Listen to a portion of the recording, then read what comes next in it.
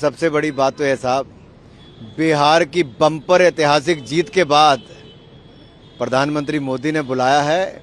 अब बिहार के बाद अगला भोज बंगाल की जीत के बाद फिर होगा। हम सभी एनडीए के सांसद माननीय प्रधानमंत्री नरेंद्र मोदी जी का आभार प्रकट करते हैं कि जिन्होंने सभी सांसदों को अपने निवास स्थान पर रात्रि भोज के लिए बुलाया है। सबको मिलने का अवसर मिलेगा, जानने का, एक दूसरे के बारे में औपचारिक रूप से हम जानते हैं।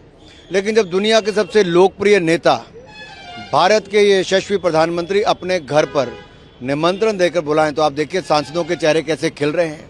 उत्साह है, केवल भोज का ही नहीं, प्रधानमंत्री से मिलने का। और रात्रि भोज अगर प्रधानमंत्री जी के घर पे हो तो इससे बड़ा अवसर नहीं हो सकता। और मुझे आज भी याद है जब अटल बिहारी वाजपेयी जी और अडवाणी जी ने एनडीए का गठन किया था, बहुत अवसर मिलते थे उस समय के सांसदों को, नेताओं को एक पटल पर जुड़ने का, मिलने का, समझने का, जानने का और विचार व्यक्त करने का। और प्रधानमंत्री जी की विशेषता ये है कि वो लोगों को केवल मिलते नहीं हैं, उनसे बहुत कुछ फीडबैक भी लेते हैं। जैसे सबसे कोई बजट के बारे में होगा, कोई स्थानीय समस्याओं के बारे में होगा, सरकार की योजनाओं को जन जन तक पहुंचाने के लिए जो कम्युनिकेशन की ताकत प्रधानमंत्री मोदी की है वो शायद दुनिया भर के किसी नेता की नहीं है। तो कम्युनिकेशन में कैसे सभी सांसद सरकार की उपलब्धियों को जन जन तक पहुंचाएं।